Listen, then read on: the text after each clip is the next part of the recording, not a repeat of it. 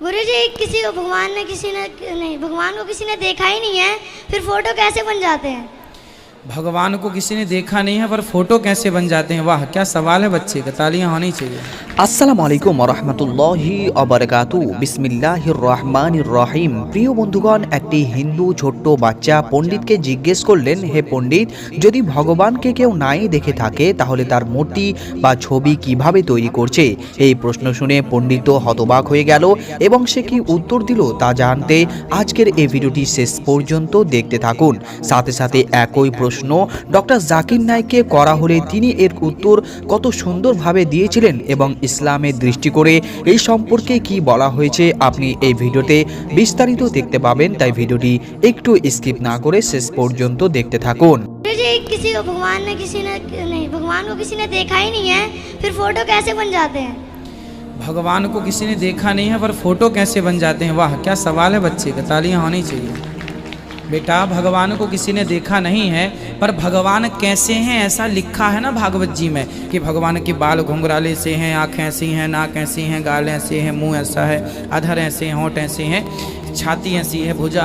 तो जो जैसे चोर पकड़ने के लिए पुलिस क्या करती है, इसका स्केच बनवाती है ना, उसी तरह ठाकुर जी कैसे हैं सब लिखा हुआ है। उसके बाद सब सुन सुन के ठाकुर जी का वैसे ही हुलिया बनाया तो ऐसा बन किया गया। गुरुजी आपके गोदी में बैठना चाहता हूँ मैं। हाँ हाँ आ जाना। लोगों के दिमाग में जो गलत फहमी वो भी इंशाल्लाह दूर हो जाएंगी और आपके साथ जो गलत फहमी वो भी इंशाल्लाह दूर हो जाएंगी। कुरान में लिखा है कि उसके जैसा कोई नहीं है, उसके जैसा कोई नहीं है। यही चीज बाइबल में लिखा है, there nothing like unto it in the heaven above, in the earth beneath, in the water beneath the earth. भगवान के जैसा मुमकिन ही नहीं कोई भी चीज आसमान में हो, धरती पे हो, जमीन पे हो, ना कंकर, ना पत्थर, ना मूर्ति। वो ही लिखा है वेद में, न तस्य प्रतिमा अस्ति, उस भगवान का कोई अक्स नहीं, कोई पेंटिंग नहीं, कोई फोटोग्राफ नहीं, कोई मूर्ति नहीं। तो ये लिखा है धार्मिक किताबों में, लेकिन धर्म के मानने वाले अपनी आसानी के लिए तब्दील कर रहे हैं। मिसाल के तौर पे आप सपोज बिजनेसमैन हैं, आप एक कंपनी के मालिक हैं, आप एक अपना पुराना उसूल किस तरीके से कंपनी चलना चाहिए उसूल से चलते आ रही है। आपके कोई नई मैनेजर आते उसूल को बदल देते, आपके उसूल के खिलाफ काम करते, बोलते क्या ये और बेहतर होगा, इससे मुनाफा ज्यादा होगा।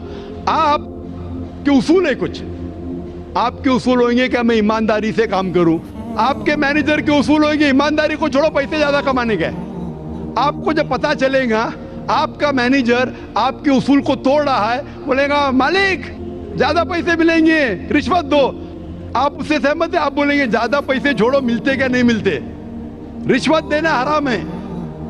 तो इस तरीके से अल्लाह ताला ने बुनियादी बातें कह चुकी है किस तरीके से उस ईश्वर की इबादत करना। अभी इंसान अपनी गलत फहमियों में अल्लाह ताला खुदा ईश्वर की बात छोड़ के खुद के तरीके से इबादत करने लगते हैं।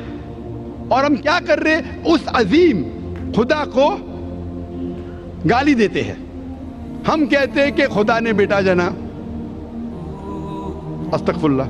हम खुदा को उस मूर्ति में ले आते हैं, जब लिखा हुआ है श्वेताश्वेतर उपनिषद में, यजुर्वेद में, ना तस्य प्रतिमा अस्ति, उस ईश्वर की प्रतिमा नहीं है, हम मूर्ति बनाते हैं।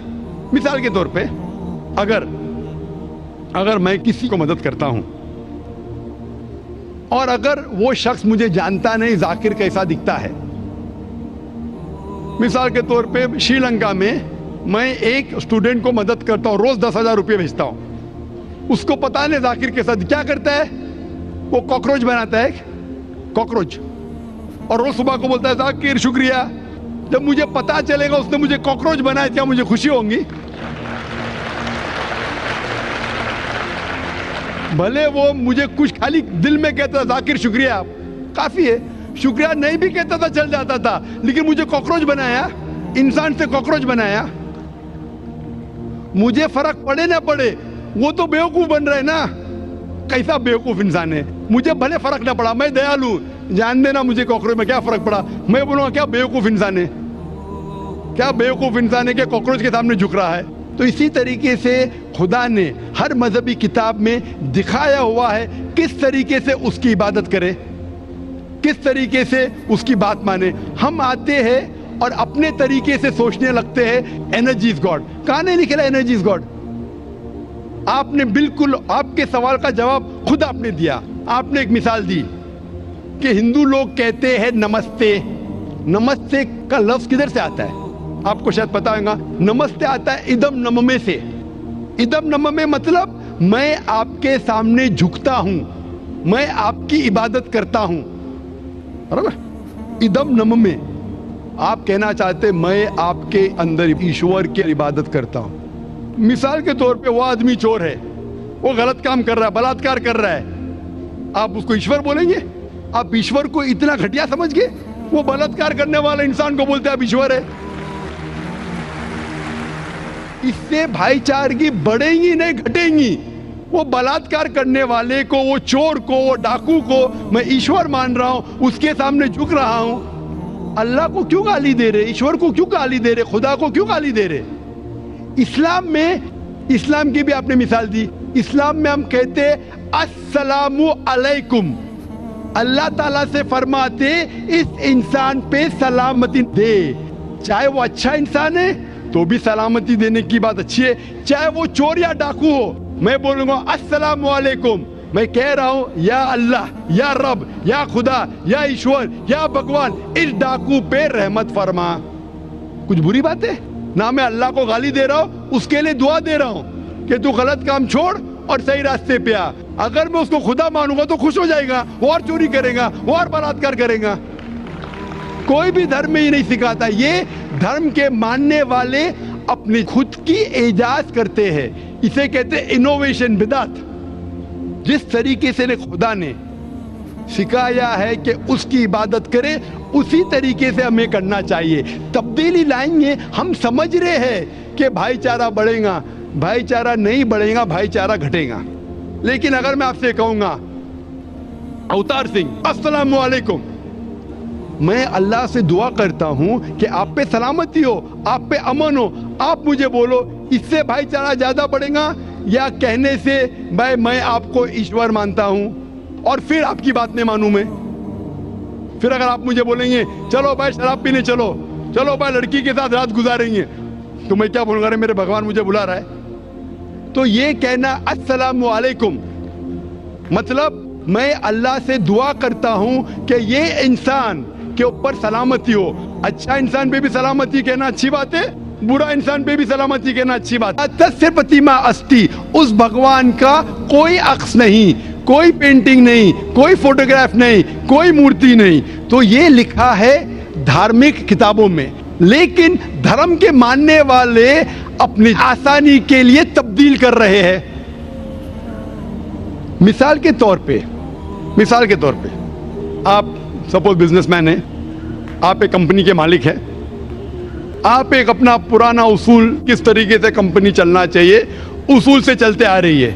आपके कोई नई मैनेजर आते उसूल को बदल देते हैं, आपके उसूल के खिलाफ काम करते, बोलते क्या ये और बेहतर होगा, इससे मुनाफा ज्यादा होगा। आपके उसूल है कुछ, आपके उसूल होंगे क्या मैं ईमानदारी से काम करूं। आपके मैनेजर के उसूल होंगे ईमानदारी को छोड़ो, पैसे ज्यादा कमाने का। आपको जब पता चलेगा आपका मैनेजर आपके उसूल को तोड़ रहा है, बोलेगा मालिक ज्यादा पैसे मिलेंगे, रिश्वत दो। आप उससे सहमत है? आप बोलेंगे ज्यादा पैसे छोड़ो, मिलते क्या नहीं मिलते, रिश्वत देना हराम है। तो इस तरीके से अल्लाह ताला ने बुनियादी बातें कह चुकी है किस तरीके से उस ईश्वर की इबादत करना। अभी इंसान अपनी गलतफहमियों में अल्लाह ताला, खुदा, ईश्वर की बात छोड़ के खुद के तरीके से इबादत करने लगते हैं। और हम क्या कर रहे हैं? उस अजीम खुदा को गाली देते हैं। हम कहते हैं कि खुदा ने बेटा जना, अस्तगफुरुल्लाह। हम खुदा को उस मूर्ति में ले आते हैं, जब लिखा हुआ है श्वेताश्वेतर उपनिषद में, यजुर्वेद में, ना तस्य प्रतिमा अस्ति, उस ईश्वर की प्रतिमा नहीं है, हम मूर्ति बनाते हैं। मिसाल के तौर पे अगर मैं किसी को मदद करता हूं और अगर वो शख्स मुझे जानता नहीं, जाकिर कैसा दिखता है, मिसाल के तौर पे श्रीलंका में मैं एक स्टूडेंट को मदद करता हूँ, रोज 10,000 रुपये भेजता हूँ। उसको पता नहीं जाकिर के साथ क्या करता है, वो कॉकरोच बनाता है, कॉकरोच, और रोज सुबह को बोलता है जाकिर शुक्रिया। जब मुझे पता चलेगा उसने मुझे कॉकरोच बनाया, क्या मुझे खुशी होगी? भले वो